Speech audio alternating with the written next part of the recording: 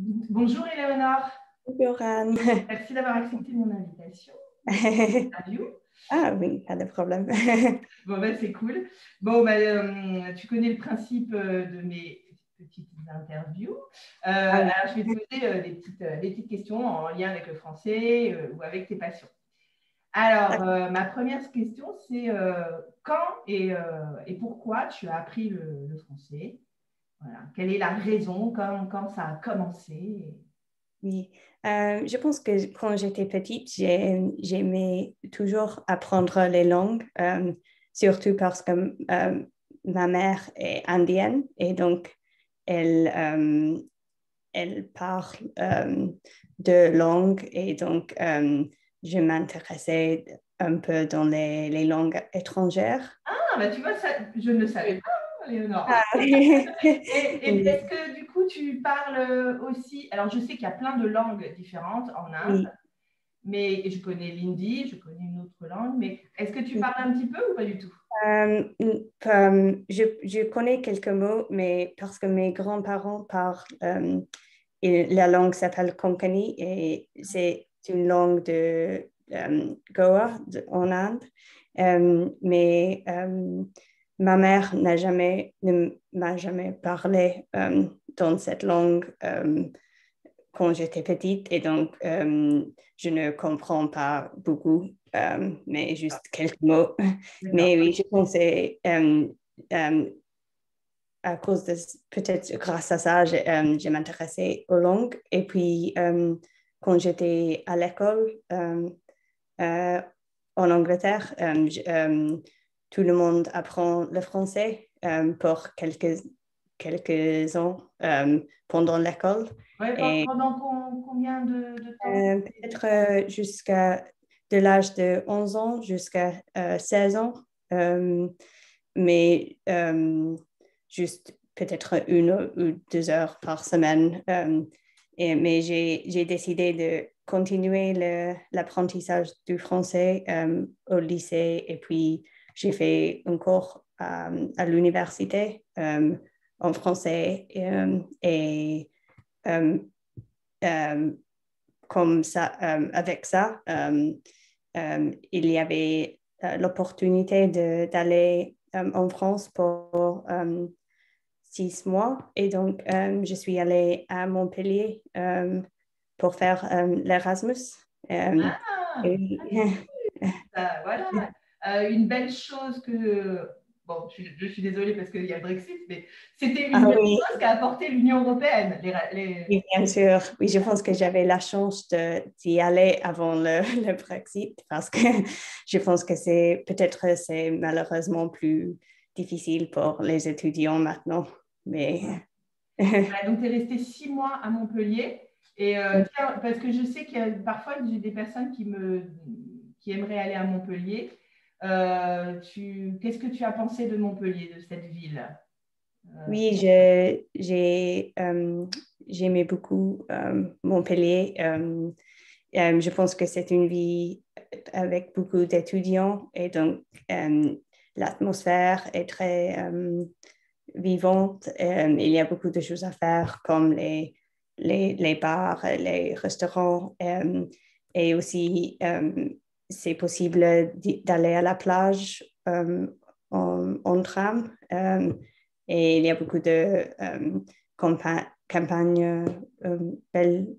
Ouais, Comme... autour de Montpellier, il y a plein de petits villages, c'est la campagne. Oui, oui, et je pense que j'ai trouvé que les gens sont très accueillants et tranquilles. Et donc, oui, j'ai aimé beaucoup. Et surtout en été, il faisait très chaud. Et donc, c'était un bon changement de temps que être à Londres. Ah ouais. Ouais. Et parce que moi, tu vois, je suis passée une fois à Montpellier, mais je connais pas bien du tout. Et tu dis qu'il y a le tram pour aller jusqu'à la mer. Et est-ce que tu te souviens combien de temps ça prend de la ville à la... Je ne me souviens pas. Peut-être c'était 1 heure ou quelque chose comme ça. Donc, c'est possible d'aller. Je pense que nous sommes allés pour un jour. à la mer. Vous avez passé une journée à la mer. Alors, Oui. je reviens sur mon sujet, mais c'était par curiosité, là, j'en profitais. Ah oui. Tu disais, ouais, en gros, toi, forcément, comme en Angleterre, on doit apprendre le français, Oui. voilà, 1 an, 2 ans, 3 ans, bref. Et ça a commencé comme ça, puis après, tu as été à Montpellier. Mais 12, pourquoi, au départ, pourquoi tu aurais pu t'arrêter ouais, tu as appris un peu le français à l'école, mais tu aurais pu t'arrêter. Pourquoi tu as continué? Pourquoi tu es allé à Montpellier? Qu'est-ce qui a fait que tu as choisi de continuer? Oui, je pense que quand on apprend à l'école, surtout, on apprend quelques phrases et beaucoup de grammaire, mais après avoir fait quelques années d'apprentissage à l'école, je ne pensais pas que je pourrais très bien parler et je voulais vraiment améliorer mon niveau de français pour parler avec des Français et pour être capable de comprendre les conversations, par exemple. Et, euh, et oui, je pense que c'est une très bonne façon d'améliorer la langue. C'est de pratiquer avec les gens et aussi d'aller dans le pays pour parler tout le temps. Et, et oui, donc je voulais continuer. Et je pense qu'avec les langues, il y a toujours l'opportunité d'améliorer parce qu'on peut toujours apprendre quelque chose. Ouais, Oui. non, non, ouais, c'est ça. Alors, j'insiste, hein, tu vois, Ouais. mais je me dis bien sûr, j'ai bien compris tout ton parcours, tout ce que tu m'as expliqué, mais qu'est-ce qui a fait que tu as été particulièrement attirée par le français? Parce que, à la limite, tu aurais pu faire la même chose avec l'allemand, avec l'italien. Pourquoi le Ouais. français? Je pense que le français, c'est une très belle langue. Je pense que la langue a un très bon sens, un son. Un bon Euh, son, un bon. Ah ouais? C'est drôle parce oui. que pour moi, c'est une langue assez plate, tu vois. Non, non, non. Oui, je pense que c'est très belle. J'aime bien la France et la culture française, par exemple. Et donc, euh, je- j'ai, pour- oui, j'ai toujours aimé apprendre le français. Et donc, oui, c'était un plaisir de continuer. Je pense aussi que c'est une langue très utile parce que beaucoup des gens dans le monde parlent le français. Et donc, peut-être il serait possible de communiquer avec plus de gens. Mais Ouais, donc voilà, donc il y avait le côté au départ à l'école, mais aussi tu étais quand même attirée par la langue, par la culture, tout ça, quoi. Il y avait oui, ce oui, côté-là je pense aussi. que c'est ça. Et le côté aussi, oui, je crois que la francophonie, ça représente presque 300 millions de personnes, presque 300 millions Oui, de personnes dans le monde. oui, c'est impressionnant. Voilà. Oui. Ouais, bon. Et aussi peut-être parce que je pense que le français n'est pas la langue la plus facile. Et, pour moi, par exemple, c'était difficile, surtout au début, de comprendre le français parlé parce que je pense que généralement, les Français parlent très vite. Et donc, il fallait continuer à apprendre le français pour être capable de comprendre. Et ouais, et donc, et après 6 mois à Montpellier, voilà, tu as le super niveau. Donc, en 6 mois, c'est vrai que les résultats, ça vaut vraiment la peine, hein, parce que, Oui, mais je pense que quand je suis rentrée à Londres, j'ai Mhm. oublié beaucoup de français parce que c'est quand je n'utilisais pas le français chaque jour. Et oui, donc c'est pour ça que je voulais faire les choses comme italki. Ouais, Euh, ouais, c'est ça. oui. Et je te dis aussi, après, j'en profite, je profite beaucoup de toi aujourd'hui. Mais aussi, tu sais, j'avais proposé pour les personnes qui ont envie de se stimuler et parler français ensemble. Donc, j'en profite pour le redire. Hein, ceux qui ont envie de déposer des petites annonces pour trouver des partenaires pour parler français et se Ah oui, stimuler. oui, Donc, ça serait super. ouais, c'est ça. Voilà. Donc, bien sûr, c'est parler avec des gens qui ont le même niveau parce que sinon, Oui. après, tu deviens prof. Hein, donc, c'est plus la même chose. Ah non. Mais bon, en tout cas, voilà. Merci, Éléonore. Alors, ma deuxième question, excuse-moi, hein, je t'ai posé beaucoup de questions en Oh. une question. Mais maintenant, je voudrais savoir qu'est-ce que tu ressens, parce que toi, tu as vécu pendant 6 mois en France, hein, tu as vécu Oui. à Montpellier. Donc, tu as été vraiment en immersion. Et qu'est-ce que tu ressens, toi, quand tu parles français? C'est une question difficile. Ouais. Oui, je pense que c'est intéressant de parler en français parce que quelquefois c'est un peu plus difficile de penser à le mot juste, par exemple. Et donc, c'est un peu plus difficile de m'exprimer par comparaison à parler en anglais. Mais quand je peux trouver un peu de fluidité dans le français, j'aime bien parler en français. Et oui, je pense que ça me rend assez contente. Ouais, ça te rend. Ouais, oui, t'as du plaisir à t'exprimer en français, tout simplement. Oui, oui, Ouais. bien sûr. Euh, Et si j'aime bien écouter le français, parce que je pense que c'est beaucoup plus agréable à écouter le français que l'anglais pour moi. ah oui, voilà. On a forcément une perception différente parce que, voilà, forcément, je ne vais pas forcément dire la même chose que toi. Ah oui. Oui, peut-être parce que surtout, je pense qu'il y a une satisfaction à parler en français parce que euh, ça me rappelle que j'ai appris ces mots et donc c'est bien d'être capable de communiquer Ouais, en ouais. français. Ah ouais, donc il y a le sentiment de satisfaction, de plaisir, Oui, etc., que tu n'as pas forcément quand tu parles ta langue maternelle, quand tu parles anglais, tu n'as pas forcément, tu n'es pas là à te dire, ah, quel plaisir à parler anglais. oui. Ouais. Ouais, c'est pas mal, ouais, c'est vrai. Ouais, ouais, je comprends. Alors, et maintenant, je voulais savoir, est-ce que tu, je sais pas, est-ce que tu as un livre, un film, une série, un podcast ou autre chose que tu as pu regarder, lire, etc., en français et que tu as aimé et que tu pourrais nous recommander? Ah oui, en fait, j'écoute assez régulièrement un podcast sur la course à pied parce que j'aime bien la course à pied et le podcast. Et donc, je voulais trouver quelque chose à écouter en français pendant courir.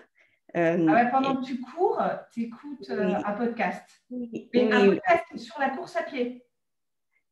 Oui, oh, pas seulement ça, mais oui, c'est intéressant parce que c'est intéressant si tu t'intéresses à la course à pied, mais il s'appelle Dans la tête d'un coureur. Dans la tête. Euh, oui. Ouais, Oui, d'accord. et chaque semaine, il parle avec un athlète, par exemple, ou quelqu'un qui a un intérêt dans la course à pied. Par exemple, quelquefois, il y a une nutritionniste qui parle de la nutrition ou quelque chose comme ça. Et donc, il y a un sujet différent chaque semaine. Et il parle des entraînements et les marathons et ils font les entretiens avec les athlètes. et il parle avec eux à les raisons pour lesquelles ils ont commencé à courir. Et, Les oui, raisons pour lesquelles ils ont commencé à courir. Ouais, oui, ah ouais, donc c'est excellent parce que, et oui, c'est stimulant, mais c'est vrai que dans la majorité des cas, en fait, on va s'intéresser à des sports qu'on pratique ou qu'on a pratiqués. oui. Si ceux qui regardent Roland-Garros en ce moment et qui vont regarder Wimbledon, Ah, en général, ils ont déjà fait ils ont fait du tennis ou oui. voilà. Donc toi, tu es une coureuse, hein, tu participes t'as déjà je sais que tu as participé à un semi-marathon il n'y a pas Ah, oui. longtemps. Oui. Oui, donc c'est intéressant et c'est bien d'écouter ça en français parce que le contenu est peut-être assez similaire à un podcast en anglais, mais c'est bien de euh, écouter la conversation en français. Je pense que les podcasts sont très utiles pour ça parce que euh, c'est bien d'écouter les gens faire une vraie conversation dans un contexte un peu plus informel. Et, ouais. Et puis en plus, ça va intéresser beaucoup de monde parce que je connais vraiment plusieurs personnes qui, comme toi, courent vraiment régulièrement, participent à des Ah, courses et tout ça. Donc, je pense qu'ils les écouteront le podcast dans la tête d'un coureur. ah oui, oui, oui, je conseillerais ce podcast si quelqu'un s'intéresse à la course à pied. C'est bien. Et par exemple, est-ce que, bon, je sais que ce n'est pas évident de se souvenir comme ça, mais est-ce qu'il y a un conseil que tu avais écouté qui t'a vraiment aidé pour améliorer tes performances, ou pas forcément tes performances, mais ou pour mieux courir? Est-ce que tu as suivi un conseil, je sais pas, de nutrition ou un conseil d'athlète, n'importe lequel, qui t'a vraiment, que tu as mis en application et qui t'a aidé? Ah oui. Euh, oui, par exemple, ils parlent de comment il faut faire une variété de séances par semaine. Par exemple, il faut faire quelque chose comme le yoga pour avoir quelque chose de différent que la course à pied. Et oui, donc j'ai essayé de faire ça aussi, mais quelquefois c'est difficile de faire tout chaque semaine. Oui, oui, oui, oui, ouais, l'entraînement ne doit pas se limiter à la course, c'est aussi faire d'autres exercices, Oui, la position du guerrier. oui, comme ça, ou le vélo, la natation par exemple, euh, c'est difficile pour moi de faire ça. Mais Ouais, donc super. Je rechercherai le lien pour ce podcast dans la tête d'un coureur et je le mettrai sous la vidéo pour que les gens puissent ah, écouter. d'accord. Est-ce que c'est gratuit? C'est gratuit? Oui, oui, c'est gratuit. Ok. Oui. Bon, ben, ça va, cool. Donc, mon autre question, là, du coup, on revient sur le français, c'est que tu avais trouvé le plus difficile dans l'apprentissage du français, toi? Je pense que quand j'ai commencé à apprendre, c'était très satisfaisant d'apprendre beaucoup de mots. Mais je pense que quand j'ai essayé de parler avec des Français, j'ai trouvé difficile de être à la même vitesse. Euh, et donc, c'est difficile je pense que c'est difficile être capable d'avoir une conversation. Mais la meilleure façon d'améliorer, c'est juste de pratiquer, je pense. Ouais, bon, et puis moi, j'ai jamais eu de problème on va dire, avec toi, quoi, concrètement. Ah, Je parle merci. naturellement, hein, je ne te parle pas comme ça. Ah oui. Voilà, je parle complètement naturellement, je me sens pas. Ah, Ouais. c'est bon de savoir. Mais oui, aussi peut-être quelques points de grammaire en français qui n'existent pas en anglais. Par exemple, le subjonctif, c'est difficile, je pense. Et aussi, par exemple, en anglais, on n'a pas de tu et vous. Et donc, c'est difficile quand on commence à apprendre de savoir dans quel contexte il faut tutoyer et vous voyez. Et, Et ouais, c'est ça. C'est toujours la première question que je pose. Est-ce qu'on se tutoie ou est-ce qu'on se vous voit? ah oui. Ben, ben. Oui, c'est difficile. Et même maintenant, je pense que quelquefois, je ne suis pas sûre de quel il faut utiliser. Ah ouais, c'est ça, oui. Oui, mais ça n'empêche jamais la compréhension et ça ne coupe Ah non, jamais une conversation. Donc, ouais, non, c'est voilà. vrai, C'est oui. le petit charme, voilà, c'est le petit charme Oui, de la langue. Ouais, oui. ouais, c'est ça. Donc, ouais, tu disais tutoiement, le vouvoiement, la grammaire, le subjonctif et un peu, oui, la vitesse de parole, quoi. Voilà, Oui, avec le subjonctif, je pense que quelquefois, j'essaie d'éviter d'avoir une phrase avec le subjonctif. tu essaies d'éviter, c'est ta technique. Mais oui, parce que c'est un peu difficile, mais Ouais, ça va. Moi, non, je n'ai pas noté que tu avais particulièrement de difficultés avec ça, mais voilà. Il faut que. Alors, ce qu'on utilise beaucoup, c'est avec les. Il faut. Par exemple, quand tu rencontres quelqu'un et puis tu es pressé, tu vas dire désolé, il faut que j'y aille.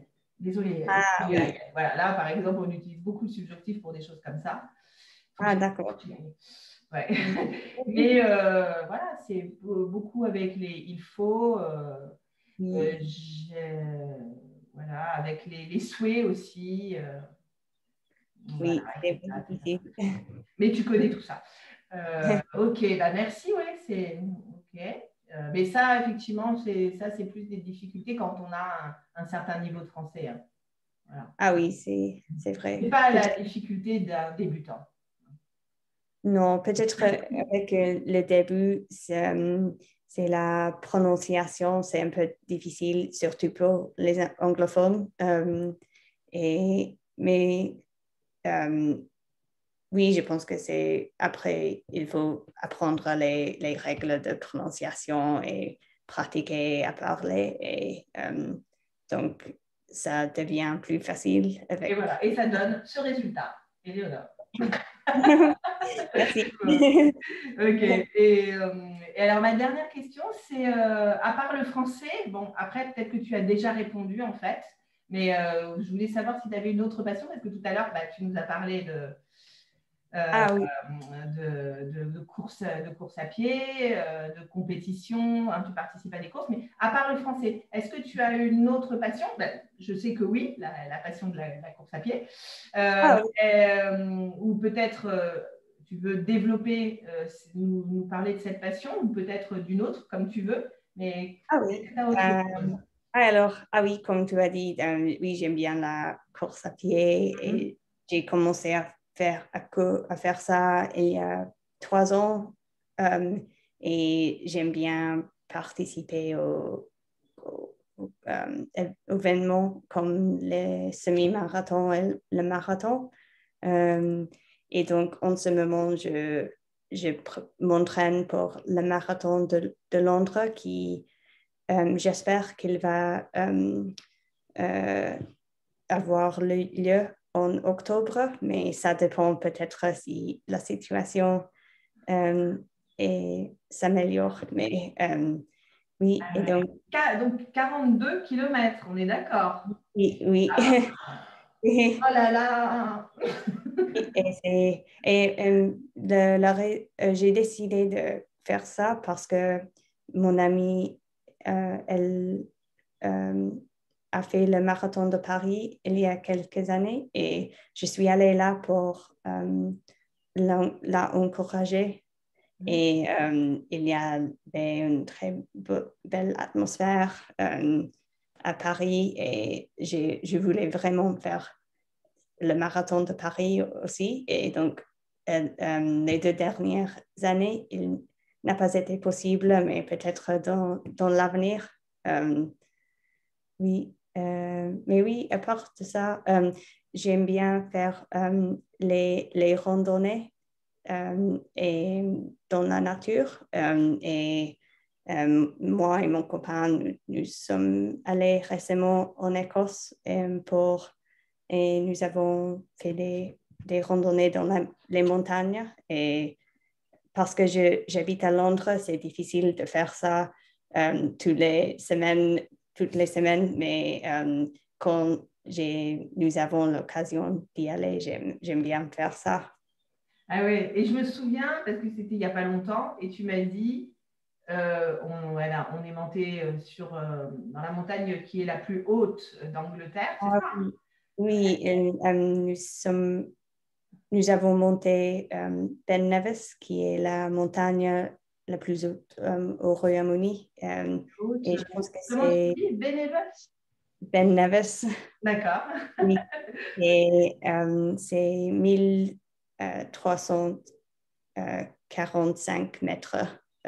Altitude. Donc, 1345 mètres d'altitude. oui. Et généralement, la route n'est pas considérée très difficile, mais parce qu'il faisait très froid en Écosse pendant cette période et donc il y avait la neige partout et je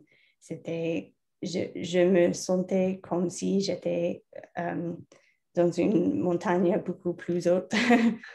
Plus haute, ouais, tu étais, ouais, donc tu étais un peu. Est-ce que je suis toujours en Angleterre? Oui, oui, c'était bizarre parce que au sommet de la montagne, c'était difficile de voir autour de nous parce qu'il y avait une très pauvre visibilité. Ouais. Mais une très bonne expérience parce que maintenant nous pouvons dire que nous avons monté la montagne. Mais Voilà, effectivement. Je l'ai fait. oui. Voilà, donc, ouais, on a des petites chansons comme ça pour enfants, mais bon. Ouais, effectivement. Donc, ouais, donc tu es une vraie, voilà, t'es une vraie sportive hein, entre le marathon, le semi-marathon. Et là, donc, prochain, la montagne, dans Ah les oui, oui. conditions extrêmes. Mais en fait, peut-être je donne l'impression de faire beaucoup de sport, mais en fait, ce n'est pas comme ça toutes les semaines. Oui, ouais, mais par rapport à ton entraînement, parce que pour faire un semi-marathon comme tu l'as fait, tu es obligé Ah oui, loin de courir toutes les semaines, tu es obligé de courir un peu pour oui, garder je la. cours. Généralement, je cours 4 ou 5 fois par semaine et je préfère courir le matin avant le travail et le week-end parce que après ça, je pense que je me sens plus énergétique. Ouais, t'as plus d'énergie. Oui, Tu et sens- c'est bon pour... tu Oui, as la pêche. Tu as la oui. pêche. Ah oui, c'est ça. Ouais. Ah ouais, ouais. Bon, ben écoute, j'avoue que moi qui suis plus du soir, c'est difficile d'envisager ça, mais je suis admirative. Se lever tôt, aller courir le matin avant le travail et tout ça, waouh! Mais je suis sûre que ouais, tu te sens super bien aussi. C'est très agréable de se sentir bien dans ton corps, la Oui. respiration, tout est possible. Oui, mais en ce moment, même à Londres, il fait très chaud et donc c'est difficile d'aller parce que euh, c'est, oui, il fait trop chaud pour courir. Mm. Donc, il faut aller un peu plus tôt avant la chaleur. Eh ouais.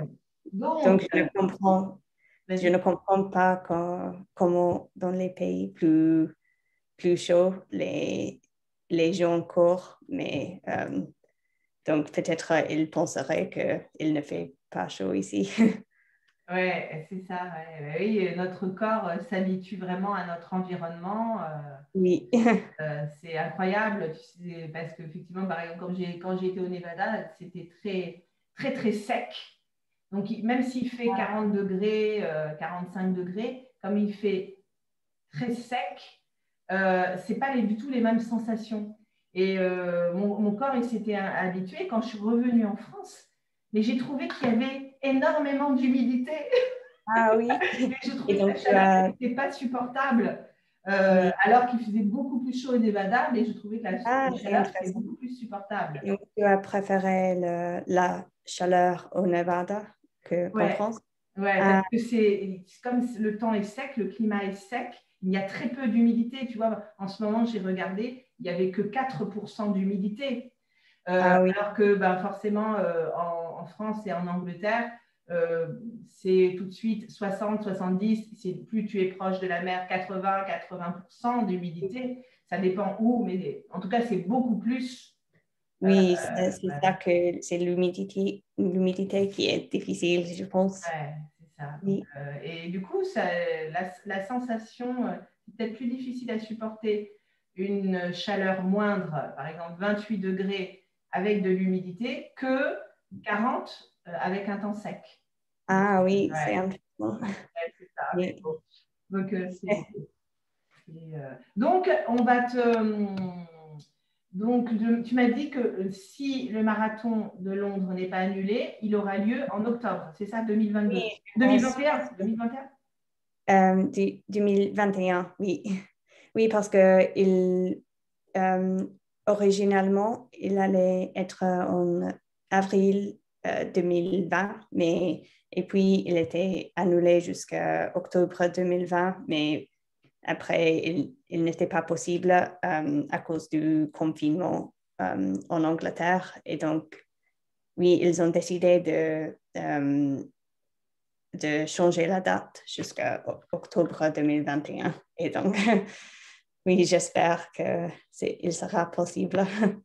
Ah, donc peut-être qu'il y aura des personnes qui viendront t'encourager. Et si tu as des gens, tu entends en français, Oui, vas-y, Éléonore, oui. t'es la meilleure. Ah oui, ça serait une très Voilà, bon encouragement. c'est ça, ouais, ouais.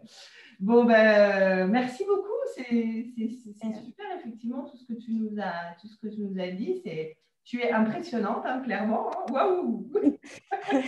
Voilà, comme on dit, voilà, voilà, tu as vraiment une super hygiène de vie. Quoi. Ah, Courir merci. 4 fois, 5 fois par semaine et tout ça, c'est une super hygiène de vie. Et toi, en plus, pour toi, tu aimes ça, c'est un plaisir. Donc, Oui, oui. voilà, Oui. c'est extra. Et puis, donc, ça va stimuler les autres coureurs qui nous regardent. Ah oui, ah oui, Parce j'espère. qu'il y a une communauté. Hein. Oui. Bon, ben, merci beaucoup, Éléonore. Et Ok, puis, ben, merci pour tout ça. Je mettrai sous la vidéo toutes tes recommandations. Je vais les chercher et les trouver. d'accord. Et puis, Oui. Oui, c'était un plaisir de parler avec toi. voilà, ben, c'est cool. Et puis, merci à tous de nous avoir écoutés jusqu'au bout aussi. Ok, je remets mes lunettes pour trouver le bouton parce que je ne le vois pas pour fermer. Allez, au revoir à tous. Au Au revoir. revoir.